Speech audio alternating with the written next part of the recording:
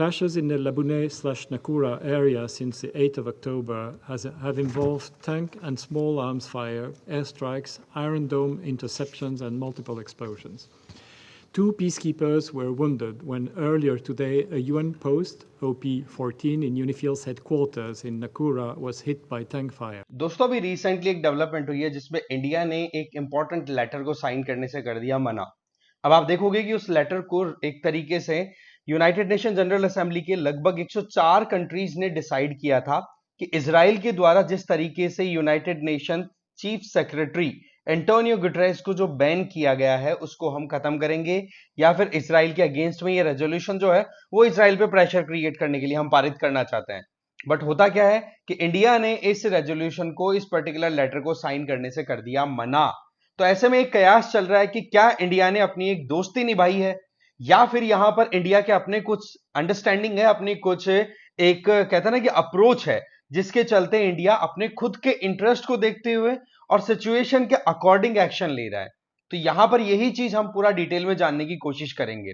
अब जब से ये इजराइल को कंडेम्ड करने की या इजराइल को क्रिटिसाइज करने के लिए ये जो लेटर साइन करने का माहौल बना है ना, तब से इंडिया के अंदर ही कहीं ना कहीं एक कलेश सा बनता चला जा रहा है, जहां पर ऑपोजिशन लीडर्स, पर्टिकुलरली अगर मैं नाम मेंशन करूं तो 2 यहां पर आप देख सकते हैं, एक तो शशि थरूर और दूसरे हैं पी चिदम्बरम। इन्होंने ये कह दिया, पी चिदम्बरम जी ने तो ये कहा कि इंडिया ने बहुत गलत कर दिया और ये जो एक्शन है इसको इंडिया जस्टिफाई भी नहीं कर सकता कि भाई क्यों आपने इस तरीके से एक्शन लिया है, जबकि ग्लोबल साउथ की तरफ से रिप्रेजेंटेटिव जो कंट्रीज हैं उनकी तरफ से ये रेजोल्यूशन या फिर ये लेटर आगे पुश किया जा रहा था। वहीं शशि थरूर जी का ये कहना है कि यूएन और मल्टीलेटरल सिस्टम के ऊपर इंडिया हमेशा विश्वास करता रहा है, तो ऐसी परिस्थितियों में यूएन के चीफ सेक्रेटरी को इजराइल के द्वारा बैन किया जाता है, जिसमें कहा जाता है कि अगर chief secretary of United nation Antonio Guterres Israel की जमीन पर दिखे तो उनको जेल में डाल दिया जाए। तो बोला ऐसी सिचुएशन में इंडिया को यूएन के फेवर में जाना चाहिए।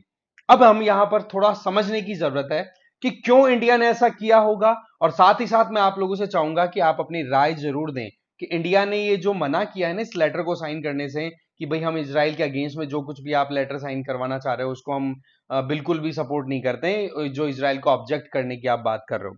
तो पॉइंट यहां पर ये निकल के आ रहा है कि शशि थरूर जी के द्वारा ये जो यूएन और मल्टीलेटरलिज्म वाली बात कही जा रही है, तो यहां पर हमें ये समझने की जरूरत है कि इंडिया इस तरीके से आगे क्यों नहीं आया। इसके पीछे कई कारण है, जिनमें एक फैक्टर ये है कि बहुत सारे ऐसे इश्यूज है जिनको लेकर के यूएन में भी इंडिया के अगेंस्ट में रेजोल्यूशन आते हैं, या फिर इंडिया अपनी प्रॉब्लम्स को वहां सॉल्व कराने के लिए गया हुआ है, जो कि इंडिपेंडेंस से लेकर अभी तक है। जैसे कश्मीर वाला मुद्दा ही मान लो, क्या उसका प्रॉपर रेजोल्यूशन हुआ?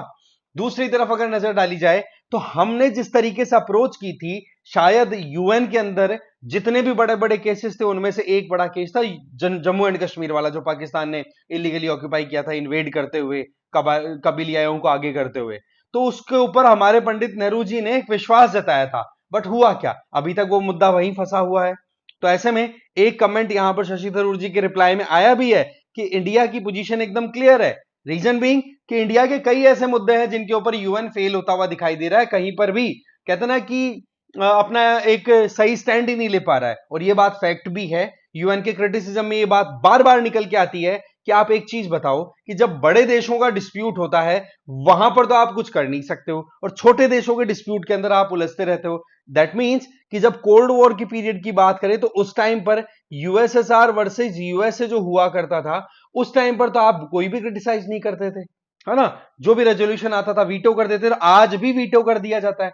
आप आज आप रशिया यूक्रेन मुद्दे को उठा करके देखो, क्या रशिया को क्रिटिसाइज करने के लिए यूएनएससी कुछ कर पा रही है? और यूएनजी है, यूएनजी में केवल बातें हो रही हैं, कोई मतलब नहीं है।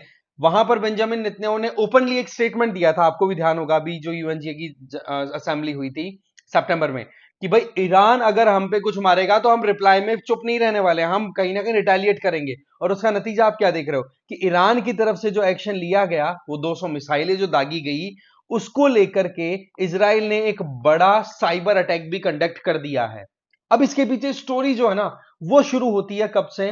7 अक्टूबर के दिन से, जिस दिन इजराइल के लोगों को हमास के लोग एंटर होकर के गाजा में हॉस्टेज के तौर पे ले जाते हैं, यूं पकड़ पकड़ करके, और फिर ले जाते हैं वहां पर, और उनके साथ में फिर गलत बदसलूकी करी जाती है। जिसमें आप क्या नोटिस करते हैं कि एक तरफ महिलाओं के साथ में रेप किया जा रहा है, बच्चों के साथ में प्रॉब्लम क्रिएट की जा रही है, और साथ साथ में जो इंडिविजुअल्स हैं, यूथ हैं, या फिर जो भी मेल हैं, उनको फिर वहां पर आप रिकॉर्ड करके मार करके एक मैसेज देना चाह रहे हो। तो ये सारा बैकग्राउंड इजराइल की तरफ से खून खोलता हुआ स्टेटस दिखाता है। वहीं दूसरी तरफ इस 7 अक्टूबर का ये जो एक तरीके का हमास की तरफ से इन्वेजन हुआ था इजराइल में, उसको एंटोनियो गुटरेस ने एक बार भी टेरर अटैक की संज्ञान नहीं दी। तो ये चीज इजराइल को खटक रही थी। तो ऐसे में एक बात साफ साफ हो गई कि एक तो ईरान को क्रिटिसाइज नहीं कर रहे हैं एंटोनियो गुटरेस, और दूसरा इजराइल का कंसर्न ये निकल के आता है कि एंटोनियो गुटरेस के द्वारा ये 7 अक्टूबर के एक्ट को एक बार भी टेरर एक्ट नहीं बोला गया। तो ऐसी परिस्थितियों में इजराइल का अपना खुद का स्टैंड है कि कैसे करके आप ये बताइए कि इतना पार्शियल हो सकते हो। इसके अलावा इतना ही नहीं, ईरान ने भी जो अटैक किया रिसेंटली, 200 से ज्यादा मिसाइल्स इजराइल के ऊपर अटैक कर दी। आप क्या देखते हो कि उसको एंटोनियो गुटरेस ने एक बार भी कंडेम नहीं किया, एक बार भी उसकी निंदा नहीं की। तो इजराइल का स्टैंड एकदम क्लियर है। बट पॉइंट यह आता है कि इंडिया ने ऐसा क्यों किया। तो देखो यहां पर इंडिया ने इस पर्टिकुलर एक पॉइंट के ऊपर, जहां पर एंटोनियो गुटरेस के ऊपर इजराइल ने बैन किया है, उसमें तो इंडिया साइन करने से मना कर देता है कि भाई इजराइल ने जो किया इजराइल का खुद का कॉल है, हम यहां पर कुछ भी सिग्नेचर नहीं देंगे।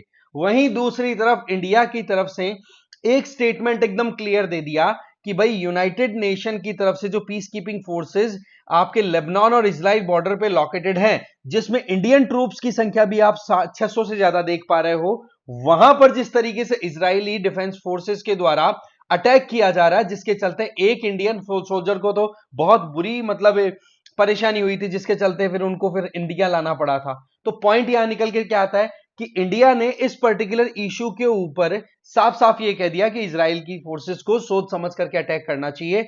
यूएन पीस कीपिंग जो भी वहां पर डिप्लॉयमेंट है, उस चीज पर उनके ऊपर अटैक नहीं होना चाहिए। जबकि इजराइल प्राइम मिनिस्टर जो है बेंजामिन नेतन्याहू, उनका एकदम क्लियर स्टेटमेंट है कि पीस कीपिंग फोर्सेस हमारे रास्ते में बिल्कुल भी ना आए।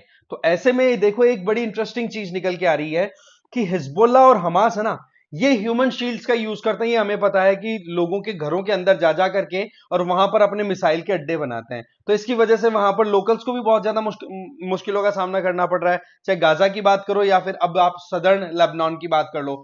वहीं दूसरी तरफ अब यूएन पीस कीपिंग फोर्सेस को भी कहीं आपके लेबनान के अंदर जो हिजबुल्ला है, वो कहीं आप अपनी तरफ से शील्ड की तरह यूज तो नहीं कर रहा है। तो ये भी एक जानने वाली बात है।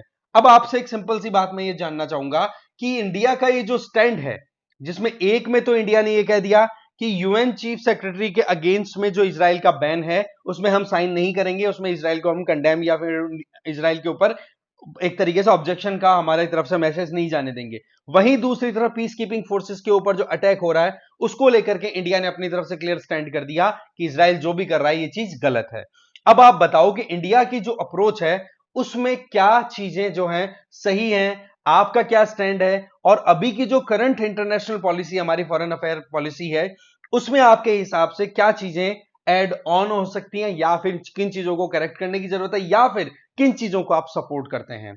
अब देखो जाते जाते जब बात ही आ गई है, तो आपको ट्रू एंड फॉल्स में आंसर देना है इस पर्टिकुलर क्वेश्चन का कि सर्विंग मिलिट्री और police are the only individual who may act as UN peace keepers. बताओ भाई इसका क्या आंसर होगा आपके हिसाब से, ये बात सही है या गलत है। आप मुझे कमेंट बॉक्स में इसका आंसर जरूर देंगे। तो मिलते हैं फिर से एक और नए वीडियो के साथ में।